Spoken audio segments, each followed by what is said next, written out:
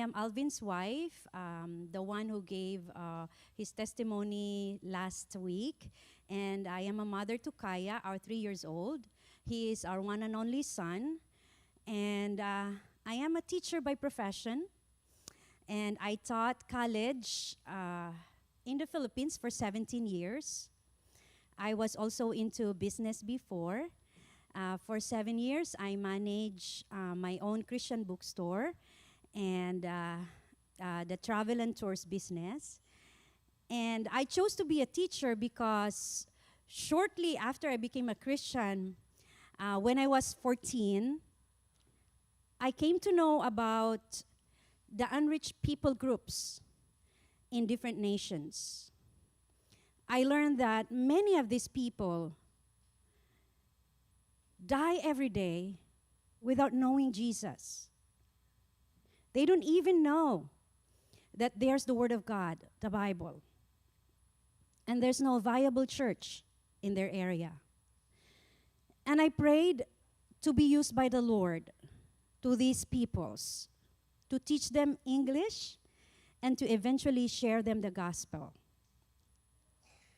The Lord answered my prayer.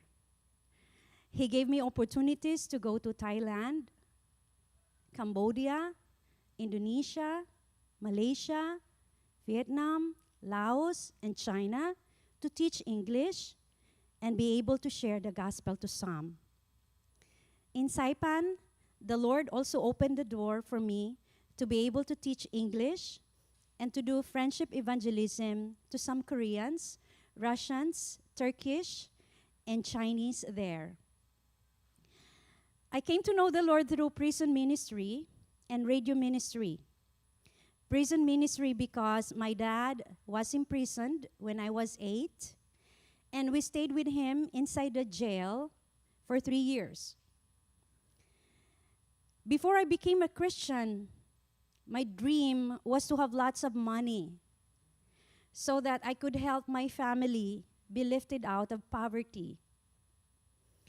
But since I became a Christian, my ambition has been to honor the Lord, to usher souls to Him, souls from different tribes and nations.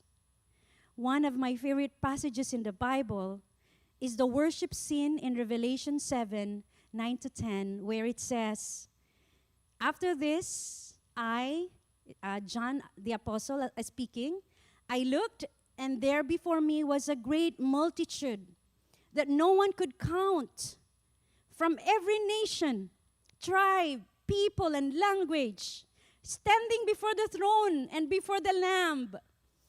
They were wearing white robes and were holding palm branches in their hands. And they cried out in a loud voice, 'Salvation belongs to the Lord, to our God, who sits on the throne, and to the Lamb.'" It is a big, big party. And lots of peoples of different nations and languages. My dream is that I would be able to take part in bringing peoples to Christ, to this great reunion with Jesus. And I am just in awe of how gracious and merciful the Lord is to me, a sinner, a nobody, that He would open my spiritual eyes to know Him, to reveal Himself to me, that I am a sinner, that I am nothing without Him, and Jesus is the only way, the truth, and the life,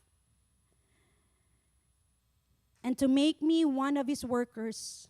How should I not worship Him and say, "Here I am, Lord, use me"? I am so grateful to be here. I am grateful for our Anthem family, for receiving us warmly and lovingly. I am grateful for Converge Northwest, for working so hard and for spending so much for us to be able to come. I'm so grateful for my family. We are 12 children in the family. I am the eldest. I am so grateful that my mom and my 3 sisters are here. And I'm thankful that though they have been here for many years, they still embrace the Filipino traits of having close family ties and the so-called bayanihan. I don't know if you're familiar with bayanihan, but bayanihan is derived from the words bayan, which means community, and bayani means hero. Bayanihan happens when people unite to help individuals and communities in need without expecting anything in return. Giving aid or help without being asked, even to strangers, is a distinguishing mark of Filipino culture. My family here helps us in so many ways in this stage of our stay here.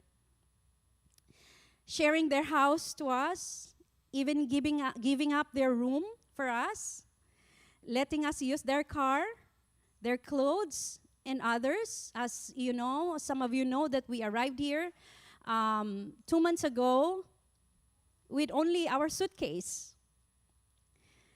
So it is our prayer that this coming January, the Lord would just allow us to have our own place.